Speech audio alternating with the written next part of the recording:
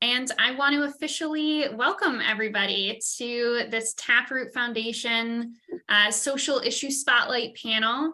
As you may have already gathered from the discussion taking place, and we've even got folks out in the garden actively working on planting food that is going to go in and fill the bellies of community members.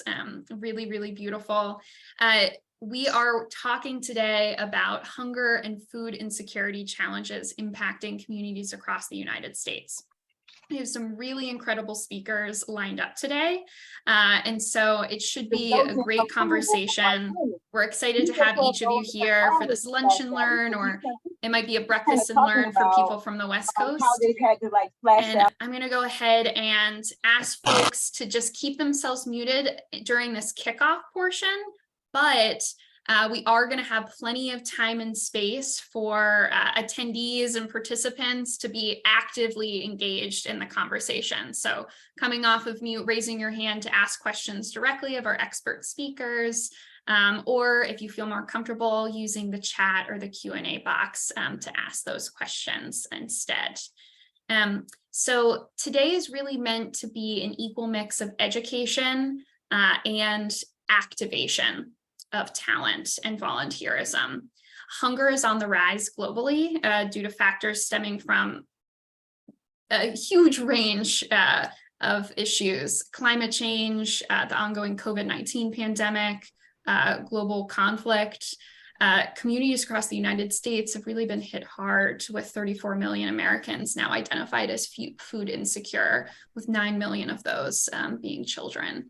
And so it's really critical in this moment that we understand the barriers to food access that are impacting communities, and how each of us have the power to take action to support the nonprofits who are working on the ground, working on the front lines to provide this critical service to our community members.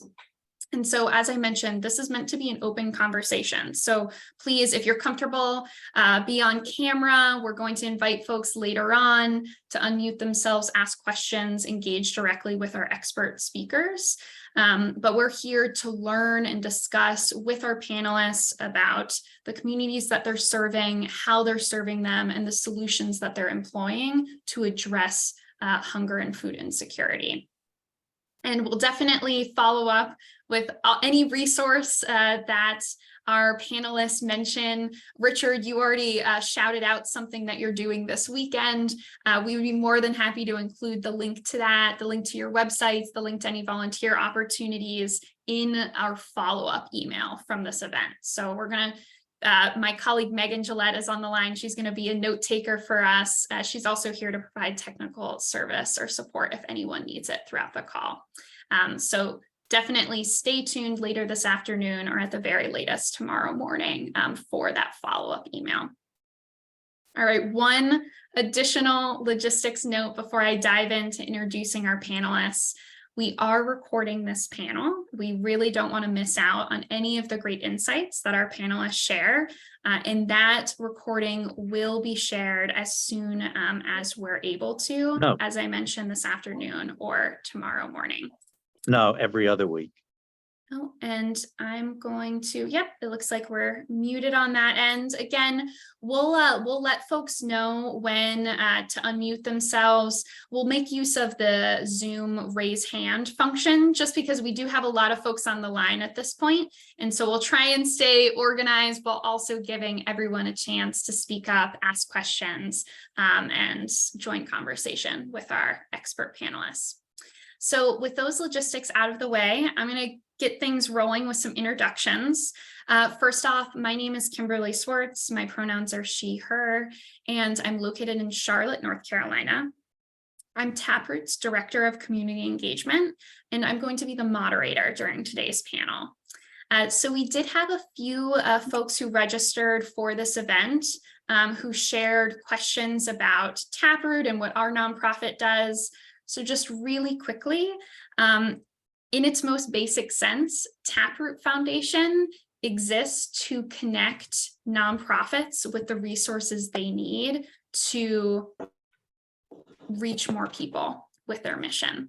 And so we're here as the connectors between professionals in the marketing and finance and strategy worlds who have a desire to give back, who want to get involved with great causes. And Taproot can help direct them and mobilize them in support of nonprofits working in the hunger and food insecurity space, and many other spaces as well. So if you do have any questions about getting involved in Taproot programs, we probably won't have time during this panel to focus on it. That said, feel free to put them in the chat, raise your hand. Megan and I can be in touch with you one-on-one following this event. But we want this panel to be all about our expert speakers that we have with us today from the Taproot nonprofit community.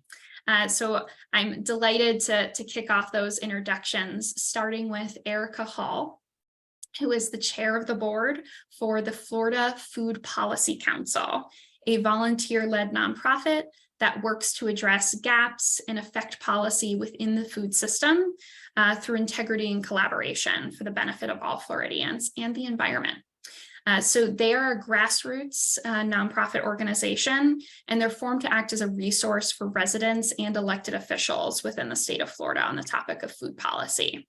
So they're all about creating opportunities to collaborate, celebrate, and advance equitable food policies to improve quality of life.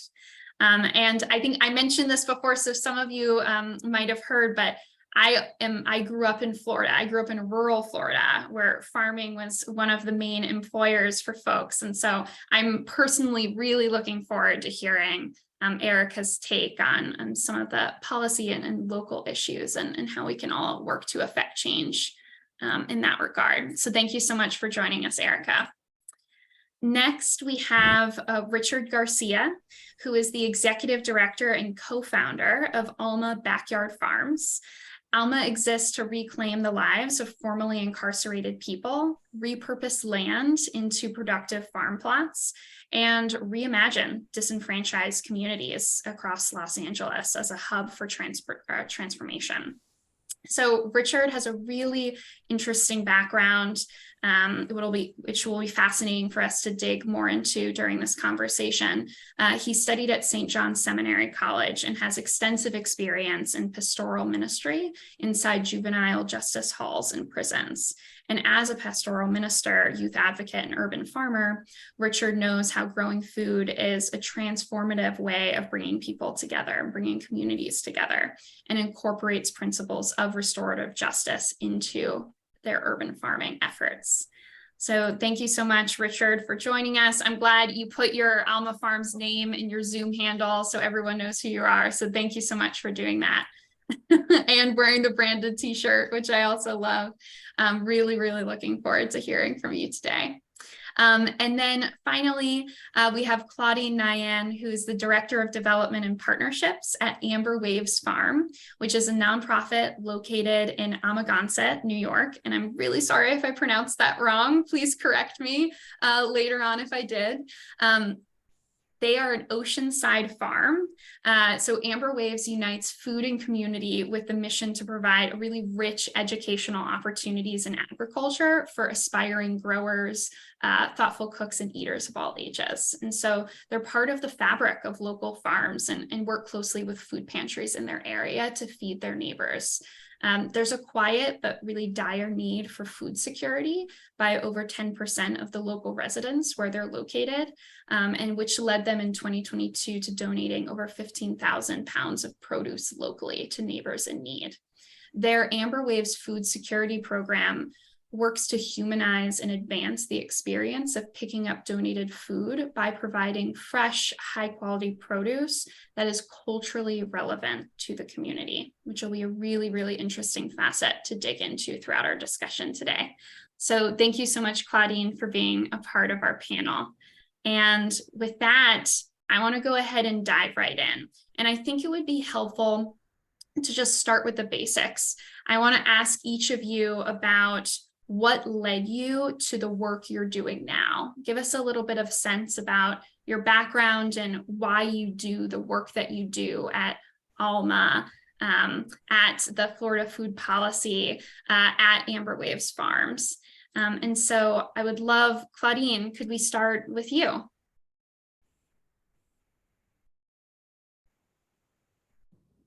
Thanks, Kimberly. Thanks, everyone, for joining us. My name is Claudine. My pronouns are she and her. I'm currently located in Denver, but my work is in Amagansett, which is on Long Island in New York. We're currently farming on Montauk land. I started in Memphis, Tennessee. I was training and launching New Beginning farmers there. And during that time, I felt like everyone was like, I was trying to be a blogger. Um, and everyone was like, I'm a foodie, I'm a foodie. And at the end of the day, I was like, what does this really mean? And it brought me to food and farming and that shared space of like cultural relevance, storytelling, and then ultimately like, where does food come from? And that's obviously this land, and how do we steward relationships with food and farmers and then the people that we get it to. So for the last couple of years, I've been in food and farming space, and pretty significantly was on the road with another company called Outstanding in the Field, and was traveling to like hundreds of farms across the country. And I saw this like denominator of needing to bring people to the table, but oftentimes these events like were not accessible to a lot of the folks that I'm currently serving now. So when I was on tour, I found Amber Waves and saw the way that they were farming, and was also inspired by like the people who were farming this land, and the way that they were honoring this land. I saw a lot of like queer and brown and indigenous people of color, and like I really identify with that. And so when I was like looking for a place to work post-pandemic, I knew that I wanted to work within that space. So that's how I got to in the middle of nowhere, in the Hamptons, feeling like oftentimes really far away from the city, but really so close to the folks that I really identify with. That's beautiful. Thank you for sharing that with us. Mm-hmm. Thanks for having me. Yeah. Richard, I wonder if you'd be comfortable going next.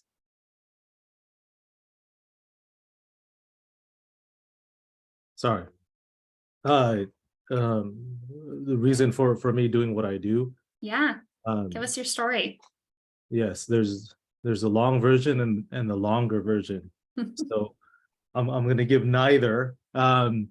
But I'll cut to the chase with regards to why I do what I do. And I think over time the reasons evolve, the reasons why we do things evolve. And there have been things that remain constant, and I suppose that the interest in this particular realm of work, for me with food and formerly incarcerated folks, people in transition, places in transition, the reason why I do it is this may sound selfish, but it's because it sparks tremendous joy for me. Yeah. I think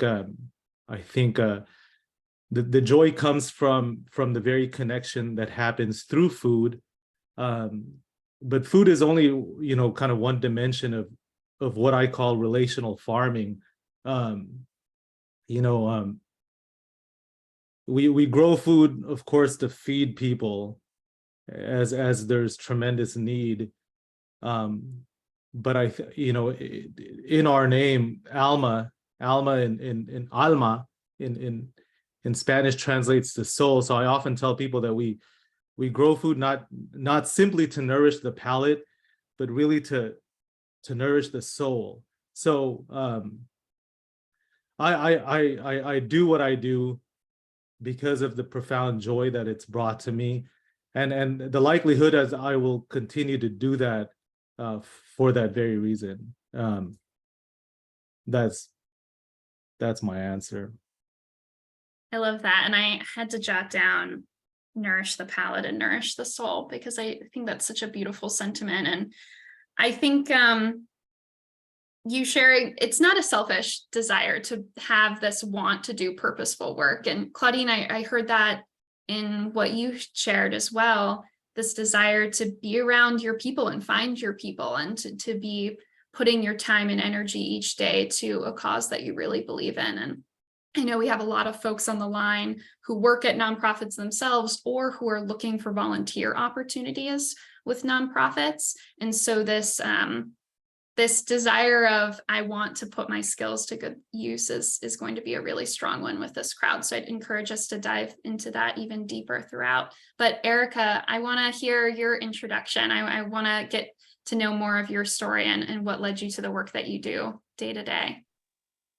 Yes, good afternoon, everyone. Can you all hear me okay? Yes. My name is Erica Hall. I am the executive director and the board chair of the Florida Food Policy Council. I am physically located in St. Petersburg, Florida, on the indigenous lands of the Seminole, Tocobaga, and Calusa tribes. I do what I do. I think it started the way I grew up. My parents were involved in neighborhood and community leadership in my neighborhood in Brooklyn, New York, where I was born and raised. My dad managed and started a community garden in the neighborhood, one of the first in Bedford-Stuyvesant. And then my mom worked at a produce co-op at Park Slope. So that was my first introduction into community service and doing things, noticing that my mom had to put her hours in the co-op in order to get the produce for my family, and I'm the oldest of 6. So that's where it started. Throughout my life and career, I've organized around real life issues and scenarios: rent control, rent stabilization, housing, food insecurity, environmental justice, student rights. Rich, I went to Cal State LA. I lived in LA for 7 years, and while I was there, I was in the California State Student Association and student government. So I organized around student rights. I'm also a veteran, and I've been homeless. So I've organized around these issues that were based on my real life experiences. So that's really how I became a movement organizer, which kind of led me to being on nonprofit boards. As I went to graduate school, I worked as a legal professional for 20 years, and during Black Lives Matter, the murder of George Floyd, and the pandemic, I was the only person of color at my law firm, and I felt that my physical and mental health was not being cared about. So I left. I left a lucrative job, making great money as a senior legal professional, and I felt that I was called into this work. So that's what brought me here. I've been on a lot of nonprofit boards. I've always volunteered in the nonprofit space. And being here in Florida, I realized that my presence here is needed, and it was divine intervention. And I am here now with all the issues around critical race theory and, anti-Blackness. Black people are under attack in this country. We see it every day in our food, in our environment, in everything that we do. So for me, my work is more critical than ever. And I'm holding my phone too, as I said, because I'm on the road. So that's why I do it.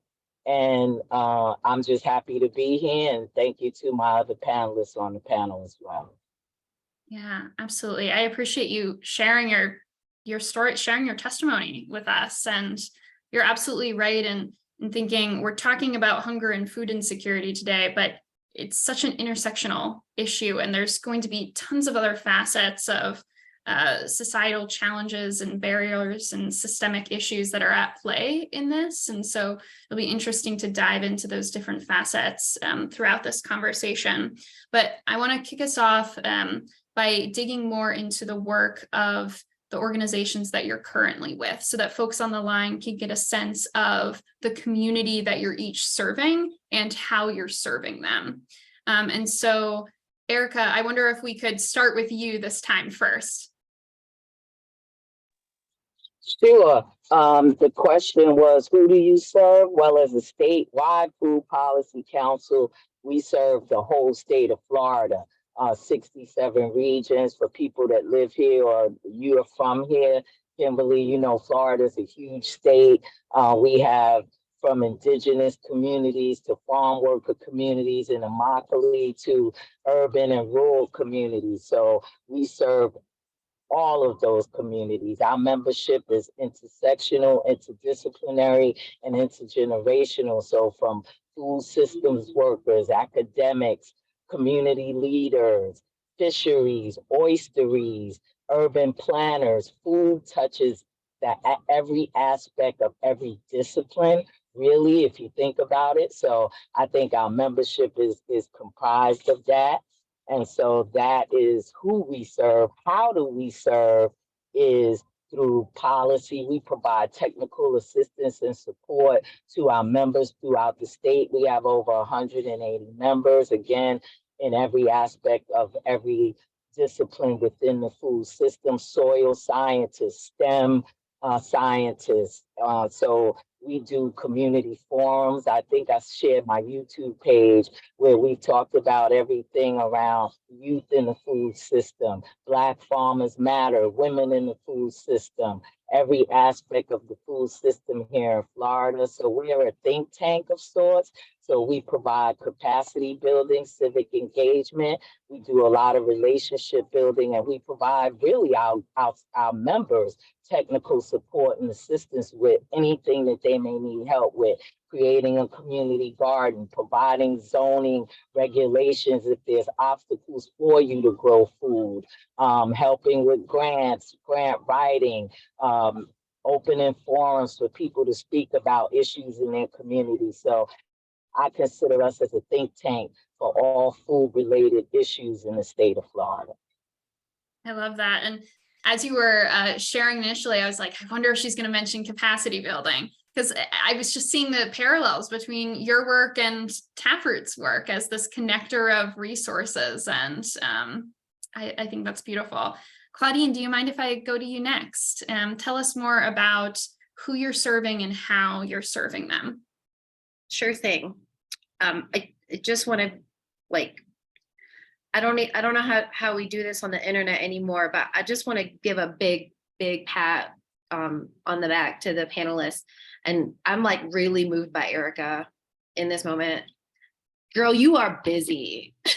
Mama, you are busy. You are doing the work. Thank you so much. You are inspiring. Thank you, thank you, thank you. I already forgot the question. I am verklempt. No, you're fine. I'm so glad you took the moment to give Erica her flowers, and Richard, you as well. I'm feeling the same way in this moment, as I always am in these community panels. But Claudine, would love to hear more about the work your organization is specifically doing with the community members that you're serving, and then how you are going about serving them. Yeah. Okay. So Amber Waves was launched like 15 years ago, and our goal was to train and launch new beginning farmers. So within the community at large, our goal is to be able to launch new farmers so that we have more individuals growing this food. And so that is the community of individuals that we are serving, because as of right now, farmers who are going into the workforce, going into these communities, are going in at a level in which they're getting paid minimum wage. And I think that a lot of the folks who are in the food and farming space can, this resonates kind of like within the workforce, is that like, how do we pay individuals to grow food that's feeding our communities? And what we're doing at Amber Waves is we're providing them with the skill sets to be able to train and launch them so that they go into managerial positions and leadership positions, and oftentimes policy positions elsewhere. So that's kind of one tier of it, because there's not very many apprenticeships that will allow folks to build their resume outside of just a crew leader. And then the secondary component is the community on the land that we're currently stewarding, is that we provide kind of like the first tier of food to our communities. So the 15,000 pounds of food that we donated last year is not like the seconds. Something that I really believe in is in the work that we're doing is the power of choice, and being able to provide this, like, I was a food pantry kid, and had we had the opportunity to go in and pick the food that was culturally relevant to my Filipino community growing up in the Mid-South in Tennessee. It would have just continued to like empower me in the way that I kind of lived in everyday life. So we're donating food to our community. And then I live in a seasonal place where, quite frankly, like the 1% of the 1% live there. So what we're trying to do with the influx of individuals that we have during the peak season is to provide the opportunities of learning and exploration at little to no cost on the farm. So we're one of the only farms on the east end of Long Island. We're a full-on working farm where you could like go and pick flowers and herbs and tomatoes next to a farmer who is working their management position. And so in addition to that, we also provide like cooking classes, seeding classes. We provide all kinds of starts for folks to start their own gardens. And we also provide it to our community partners like the Boys and Girls Clubs or the library so that they can also host their own learning spaces. And then each week we see about 600 kids from local schools on field trips within our like Amagansett community, but also outside of our community to bring them in so that they have these learning opportunities to better connect them. Within our mission statement, it says all eaters and cooks. And at the end of the day, our goal is for everyone to identify that they are an eater. And if you don't know yet how to cook, then, we can teach you how to do that. Yeah, it can be a universal skill. I think one of the things that's striking me in this moment is just this, the power of coalition building that both you and Erica have touched on so far. And so it'll be really interesting to continue diving into that. But Richard, curious to hear your perspective on the same question. So tell us a little bit more about Alma and the work that you're doing, the services that you're providing. Sure. I think I'll just take 1 minute to describe some of our philosophy that underlies our work. I think there are a lot of presumptions about growing food. And I think in the beginning, when we were looking for land, whether that was a backyard or a vacant lot, I think in the beginning, I would oftentimes say, we're going to grow X amount of food to feed X amount of people, which is something we do today still. But I think over the course of the last 10 years of our existence, I've recognized that there's more of a law of reciprocity, where the relationship between people, plants, and place matters insofar as I've learned that the plants are my teacher, that the vacant lot turned into a productive one has been my teacher. So we operate with a sense of reciprocity where the relationship between the people who grow the food and the people who eat the food and the place that provides the space for the food matters. That being said, how do we nourish the community's soul? It's translated into 3 programs. We have what we call a job training program for folks who are formerly incarcerated, where they learn and acquire skills or sharpen skills that range from basic plumbing and irrigation, carpentry, to the actual movements of growing food and then bringing it to market, or in other words, making it available and distributing the food. That's one. The second one is we have what we call Peas in a Pod, and that's our youth programming, where we focus on connecting young people to the land recognizing that the relationship developed over time is one where we're mutually nurturing each other. The land nurtures us, we nurture the land, and we serve kids from pre-K through high school, really. And finally, we have our social enterprise is our farm stand, where we distribute what we grow. We have a farm stand based on a pay what you can model. No one's turned away. It's what you can afford. It's what you need. Take what you need. And every other week in Compton, we have anywhere between 300 to 400 folks come by and source produce. But you know, really more than that, I think you know, over the experience of sourcing produce, people break barriers because a lot of conversation is had over how to prepare food. Intergenerational work, I think I notice and witness, is when parents and their children, or grandparents and their grandchildren, talk about what they're gonna prepare for that evening based on what is sourced. In terms of you know, I sometimes simply put what we do is bring good energy into the world, or honor the good energy that's there.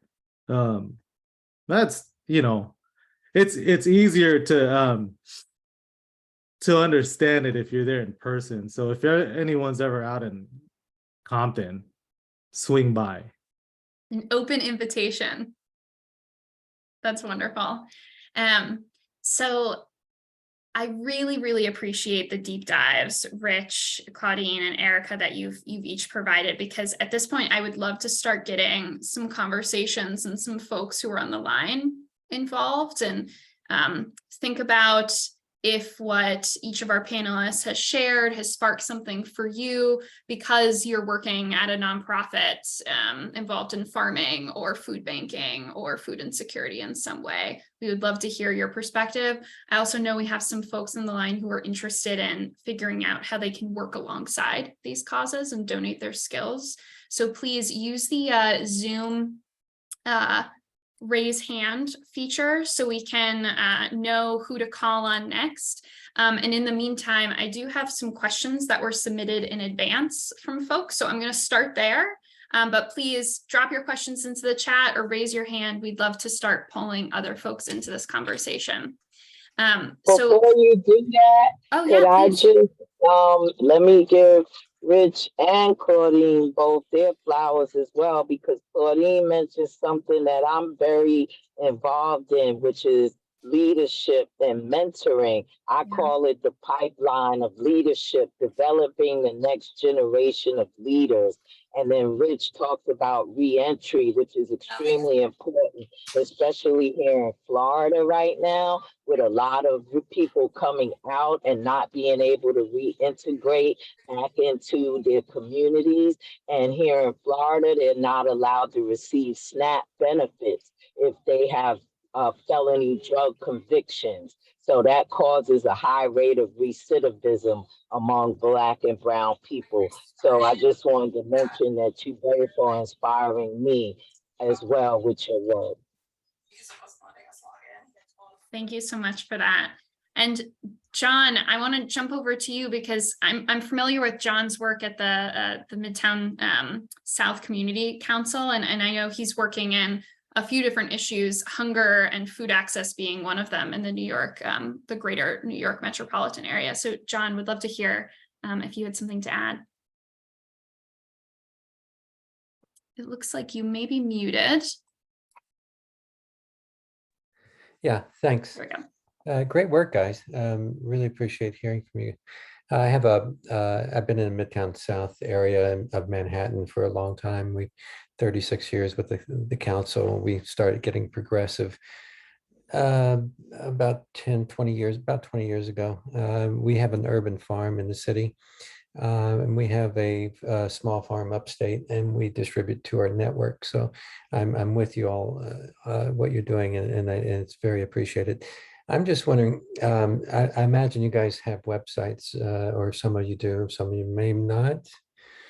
And I was wondering, I think it might be a good opportunity for us all to have some sort of landing page together, or communication site, or kind of coalesce, and where people can see what these independent farmers are doing, such as you, and the mentoring and the possibilities.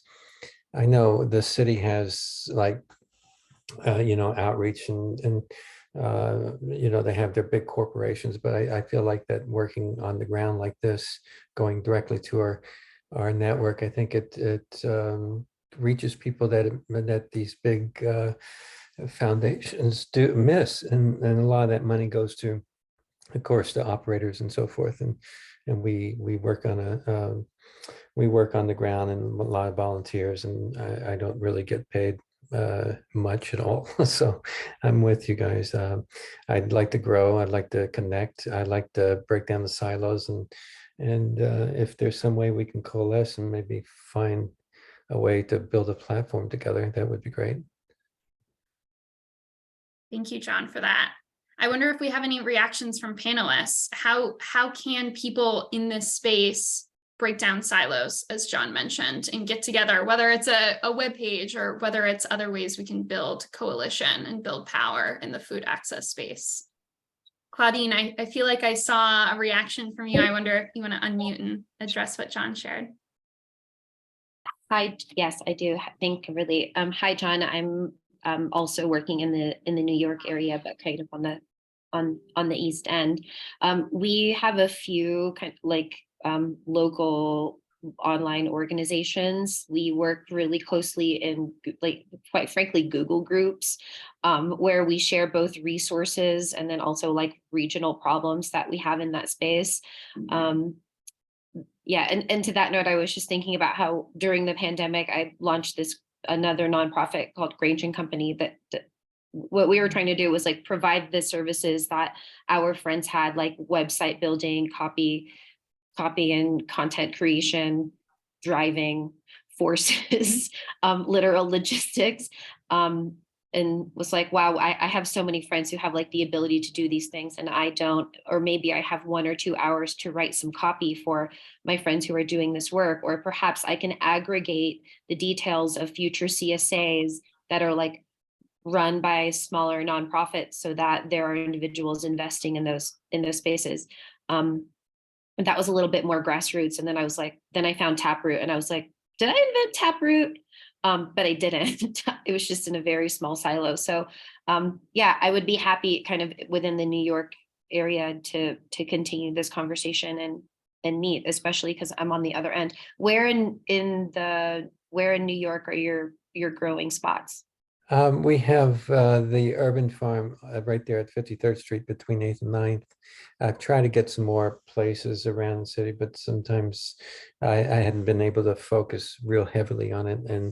But I think that will grow. And my the 2-acre farm is in the Hudson Valley. So the urban farm in the city, year before last, we got almost 800 pounds of food out of it. Last year we did half because the mites got a hold of it, and the birds were eating the greens, and so I guess they heard about it from last year and they brought their family. And and then the city, we started late with the upstate farm, and just within like 2 months we did 800 pounds of greens. And so the potential of it, and we only did a quarter of the property, just a quarter of those 2 acres. I'm curious to know from the other panelists, and also maybe like an aggregation of the participants that we have, is that oftentimes in the food and farming space, we're talking to the same people who have the same message, right? Like we're all within the same congregation. We all have the same problems. And there's 2 components to it, is that like, one, we don't know the language of the things that we're asking for. Like I'm looking for a new CRM that puts together my CSA, my community members, the kids in the classes, the partners that we have and like the food pantry partners. But what am I even saying? And like, does that exist out in the world? So I'm curious to know, like, does everyone have this problem that's not in the food and farming space? I wonder if, Erica, you could add your voice here, because you're at a really interesting position of being exposed to many organizations working in this space, but also from a policy level, other nonprofits across Florida. And so I'm wondering if you have a response to what Claudine was just broaching. Well, for us, we focus on building relationships. And again, we work intersectionally. So, you know, some of our partners like the Sierra Club and you know, other groups around the state that work on intersectional issues like urban planning. We have tech people as a part of our council, but they, you know, they help provide technical support to groups that may need a new website, or like you said, Claudine, a CRM, or provide, you know, ideas. But for me, the most important part of my work is the relationships that I've built in the 3 years that I've been the chair / de facto ED, as well as the relationships and the partnerships. In Florida, it's so important to partner with urban planners, as I said, the built environment experts, architects, soil scientists. People don't realize that farming and agriculture is a science. Agriculture is a science. So soil science is extremely important to growing food. If your soil is contaminated and if you don't know the condition of your soil, you can't grow food. If your water is polluted, if your air is polluted, if there's noise pollution and things that are causing health disparities, that's intersected with food and security as well as environmental justice issues. So partnering with other groups like AARP, NAACP, all your local neighborhood associations. That for me, that's been the best practice to the testament of our work, is the relationship that we built, from Florida Rural Legal Services to Farm Worker Association of Florida, again, NAACP. So we reach out to American Planning Association. They have a food systems division. So my partnerships and my relationships is really what help us to do the work that we do, because we have a very small staff and all volunteers and a bare bones budget. So without the in-kind donations that we receive from our partners and stakeholders, a lot of our activities wouldn't get done. So I would say, look at your sphere, look at your circle, and if you haven't been building that, start to build that. Yeah, absolutely. Sharon, would love to hear from you. So I couldn't figure out how to raise my hand. I just You're fine. You did it throw that physically. You're out. good. I raised my real hand. So I just sent Claudine a note with an article like about the best CRMs. So our consultancy works with 2 major food banks, but also works with lots of other things. The first answer is yes. Yes, everybody has similar problems and challenges and fundraising and getting volunteers, like it's all very similar. I have to tell you what John said is fascinating to me, because in my last job, all I did was partnerships. Working together is the way to grow together. You know, finding people, especially if it's not necessarily because you're geographically close. Sometimes, you know, if you had a similar charity in 10 cities, imagine going to a corporate partner and saying, we're going to deliver this amazing, these amazing outcomes in 10 of your most important regions. So, you know, a lot of what COVID has taught us, it was taught me, is you gotta think bigger, because, you know, and do things other people don't do, because then you get to deliver more funds, to deliver more outcomes and feed more people. Yeah. And also I want to throw out other thing. We just are working on a partnership for one of our clients that's a food bank that is a totally different category. Another thing I'd suggest you think about is when you deliver on your mission, who's standing near you? You don't have to have a matching mission to be a good partner. Sometimes you have to serve the same people. And I have done so many of the partnerships I've done in my career have come out of that space. Like take one family, they are food insecure. So you will feed them. But maybe that also means they need clothes or they need emergency housing or they need something else. So all of a sudden you get to circle people and super deliver and, change their life. But that's all I'm saying, someone tell me how to raise my hand for next time. I love that sentiment around look who's standing next to you. I think that's really important. I think that underlines Erica and John. I think what you both were referring to when it comes to the intersectionality of coalition building and who else is working geographically and also non-geographically expanding that aperture, as Sharon was mentioning. We have some good questions in the chat, so I do want to make sure that we touch on those. So starting with Shirita, I specialize in cannabis, agriculture, and hemp farming. How can we incorporate this crop specialty into environmental food systems and overall wellness?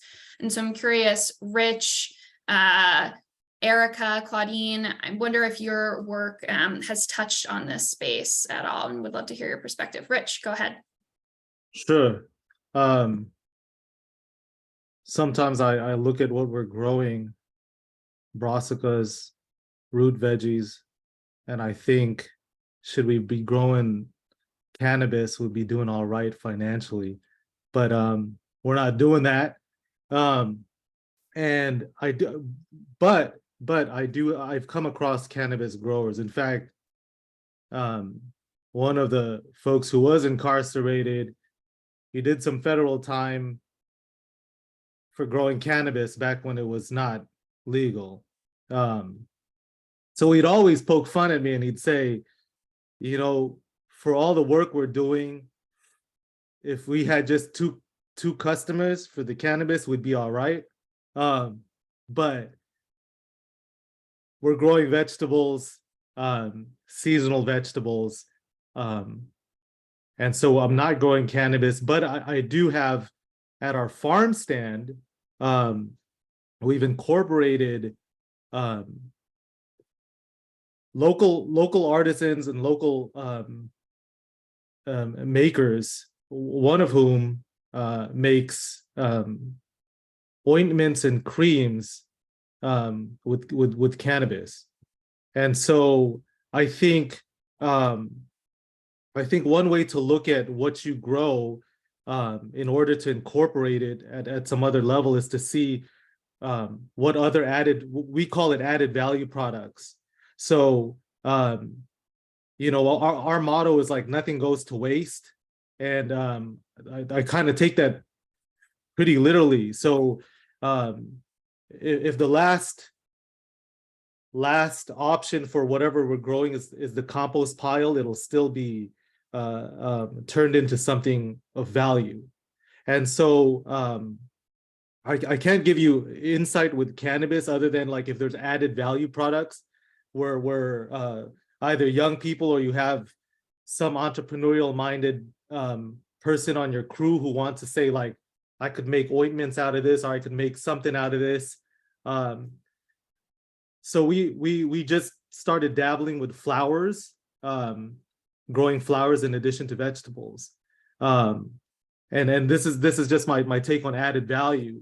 There are flowers that are edible, and then there are flowers that we could make for arrangements. Making arrangements creates other job opportunities for people to now get into floral arrangements. There's a point where flowers could also be dried. So creating added value would mean for me, it would be drying flowers for dried flower arrangements so that the life cycle of whatever you're growing could go pretty far. That's my only take with regards to what you're doing with cannabis. If you could turn it into an added value product like an ointment or a cream, and in fact, he does very well. This local maker, Ozone is the name of his business. He does very well and has great relationships with the people who have really by word of mouth spread the word on how good his product works. That's my only thought on cannabis, with incorporating it into overall wellness. I appreciate that. Kind of looking at the full ecosystem. Erica. Yes, I work with a lot of Black farmers here in Florida and throughout the South. So I know here in Florida, cannabis licensing is an issue, and African Americans have been kind of left out of that. So I just found out one of my colleagues that's a farm, they have gotten the first license that an African American farmer has received. So I agree with Rich about creating products from the flower, but also, again, to my point about relationships, who's in your sphere, who's in your circle around you. The Association of Black Farmers and other Black farmers that may have connections to cannabis growers and farmers within, your respective communities. So again, it's about the people that you know and the relationships, reaching out to organizations like Women Grow, that as a woman trying to grow cannabis, they can provide you tools and tips and resources for your farm. So again, looking at the resources that are around you. That's great advice. And we can include Women Grow in our follow-up email. And I think that there's already been a few things, Sylvia, to the question that you dropped in the chat saying that your organization is looking to get additional sources of funding for women in hunger. There's been a few resources called out during this call that I think hopefully will be helpful for you. But I wonder if in these closing couple of minutes, we could go around our panelists and just share maybe like a rapid fire. If you were in a position where your organization is a startup and you're exploring funding opportunities, what advice would you give to someone in that position? Claudine, do you mind if we start with you first? I do mind. I was just actually thinking about answers to Sharita's question, and I was trying to talk about carbon sequestration and nutrient health. Can you come back to me? I'm sorry. Of course. And actually, why don't we pause the new question that I just dove into? I would love to hear your thoughts on what Sharita had brought up before. Okay. I was thinking about like not having to, one of the things that I'm currently learning in launching a few projects that we have at Amber, and maybe this also kind of goes into the note of to the answer to the next question, is like not reinventing the wheel, but creating like filling in spaces that need help. So Sharita, is it like hemp enhances soil? So is there a narrative like can you utilize the existing Taproot resources to say like, how do I tell the story of hemp that kind of fits the existing narrative that we have around the importance of like reciprocity and food and farming and health? Are there existing farms that you can already partner with, that you can share your seeds and starts with, that would help, that could be participatory in their spaces also, and kind of like extend the partnership there, in addition to thinking about like, how do we value add and increase value to like the dollars that could potentially be going back into your pocket? But like, isn't hemp, isn't it just kind of like a good plant in the soil? And so just kind of like starting at this very simple storytelling and education sharing of what the plant is, because I think to the point of like, Rich, there's just like another story that's kind of like in the background of cannabis and hemp that some folks just kind of haven't graduated from. And so let's utilize the resources that Taproot has to like enhance your story and kind of parallel to the existing narrative that is the truth now. Yeah, that value proposition, that narrative that you're crafting is super important. I do, Shirita, I do want to hear your perspective, but I want to be cognizant that we are at the end of the scheduled hour. And so if people do need to jump, please feel free. We're going to continue recording and we'll stay on for another couple of minutes to continue the conversation with folks who can stay with us. But if you need to jump, please, we don't want to hold you. We know you're very busy people. We'll follow up with resources that were mentioned during this conversation and ways to get involved, engaged with all of our panelists later this afternoon or tomorrow morning. So please jump if needed. Shirita, would love to hear your response to what panelists have shared so far. So I am a garden to table hub coordinator. However, my specialty is specialty in cannabis and hemp. And I was looking to see how can I get connected to some rural agricultural cannabis farmers and urban hemp farmers. I live in the city, and so it's kind of challenging for me to get access to licensed rural growers, farmers, and I believe that would enhance my thinking and abilities to bring that back to desert food communities, such as the community that I serve. And so that's one of my main purposes, is to be able to connect to a farmer that actually does, that grows outdoor grow. And so I'm interested in it as far as like how to close food gaps and to promote health and wellness as far as hemp goes.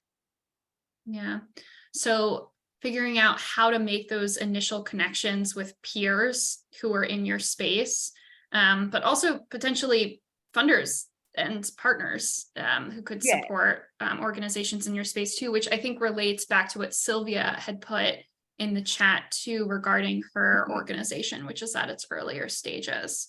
So would be curious to get advice on just making those initial relationships and building those bridges for like a younger organization. Rich, Claudine, Erica, if you have any thoughts on that. Rich, please go ahead. Sure. So Shirita, I hear what you're saying. I when we started, I don't have a background necessarily in farming, so I apprenticed myself to whoever was willing to teach me. Now, it's not just whoever. I would observe who I thought had game, who I thought had some real level of expertise in executing their operation, who I thought was a real operator. So I put myself out like, I'm willing to work for free for you to share your knowledge with me. That's how I personally would approach it if I was looking to be a dang good cannabis grower. I would look out for who really is knowledgeable. And I would also say, like, who loves the plant and the whole planting game. Like, who loves that? It's not the person who just sees the end result of massive profit that might be available, but who loves what the cannabis plant can do. There is a person, you know, I have some level of connection, maybe still, but there's a product called Potli, Potli, and it's based on infusing kitchen pantry items with cannabis. I think the story goes, the founder knew the health benefits of cannabis, but because the plant and what it historically it's been stigmatized, right? So she couldn't introduce the plant to a family member because of the stigma associated with the plant, but she introduced it through food. So she infused certain foods that were culturally relevant and introduced that to a family member, and the family member experienced benefits from that. So she's learned to take the product and add it to food, kitchen pantry items. But I think the only thing I could think is, and I don't know anyone off the top of my head with regards to who grows cannabis really well. But if I was to do it, I would definitely seek out somebody who I'd have observed as really up on their game. Yeah, I also really like your anecdote of food being a gateway of sorts to greater understanding and broader understanding of different issues or different barriers. Claudine, Erica, any thoughts on the question that Shirita and Sylvia had posed around the initial building of relationships or the initial approach to finding support? I would say that I would just probably parallel to like the work that we do as nonprofit individuals, specifically in my work, I'm development, fundraising, and partnerships. So that I just like don't have, I like do my research beforehand. There's due diligence on the individual that I'm communicating with.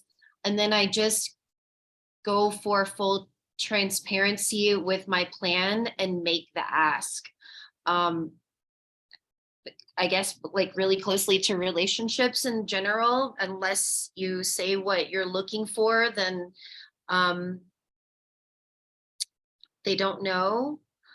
And part of the strategy that I've seen in working at Amber Waves and then working with kind of like higher level sponsors and partners that I haven't seen previously is the amount of transparency that I've had with my partners has been tremendous, because that also opens gates to them to be more vulnerable with me.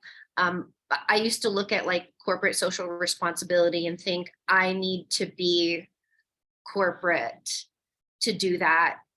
And what I've noticed in this space is that I've had so many connections, even if in the very moment doesn't necessarily go into dollars, but another connection. And sometimes we're the organization that is providing within that connection. So and that at the end of the day is kind of like the work that we're doing. And then we'll be able to make the ask, right? So like if I go to a donor or a sponsor and I'm like, I'm looking for $100,000 to do this thing, and they're like, we don't have that right now, but we do have this other partner who has lumber. And then that partner comes in, and then my original donor will be like, oh, now that there's two of you, I see that there's buy-in and investment from other people. I can come in now and potentially match another donor. Then, I always ask for grace in those asking spaces, but I just had to kind of I'm working on farms. I don't have the luxury of like walking in and always having offices or even Wi-Fi. So my suggestion is that like soften the spaces where you think that you have to come in hot and just be more vulnerable in asking. I think that's really, really important advice. And I would add, I was just in a conversation with Bridgespan, who's this nonprofit group. They do a lot of research across the sector, and they were sharing the top advice that they give to their nonprofit partners. And we're talking like huge nonprofits who can afford to work with an organization like Bridgespan is you need to ask for what you need. Stop softening your ask. You need to come in and share transparently. This is what it is going to take to solve this issue. This is what our organization needs in order to make this happen. Because historically, only white male leaders of nonprofits have been able to make the ask for the full amount that it's actually going to take to solve a challenge. and they have tons of data points on this, and you should go to Bridgespan's site, and they have so much good stuff to dig into. But historically, this has been really, really difficult for women, especially women of color, other people of color, to go in and say confidently, this is what it's going to take to do this thing. And that's what funders are demanding from us. So yes to everything Claudine said, and also yes to just going in, and you are the expert in that room. You're the expert in knowing what resources it's going to take to make this thing possible. And so own that space and take it up. All right, I see we're 10 minutes past the hour, and Rich and Erica and Claudine, I so appreciate everything that you've shared, and I don't want to take up too much more of your time. So I'm going to go ahead and wind us down now, but I will share all of your contact details, your LinkedIn, your organization's websites will be shared with everyone who registered for this panel. So I definitely encourage folks to please continue these conversations, even though the Zoom room is closing. We definitely want to keep the conversations going. So please reach out to one another. I see such power here and possibility in terms of coalition building, just with even the folks that were in this room today, talking and sharing about their ideas and their needs. I find that beautiful. So please, let's keep that going. And thank you again to our panelists. I really, really appreciate the time and energy you spent with us today. Thank you. Thank you. Thanks, Thanks, everyone. everyone. Bye now.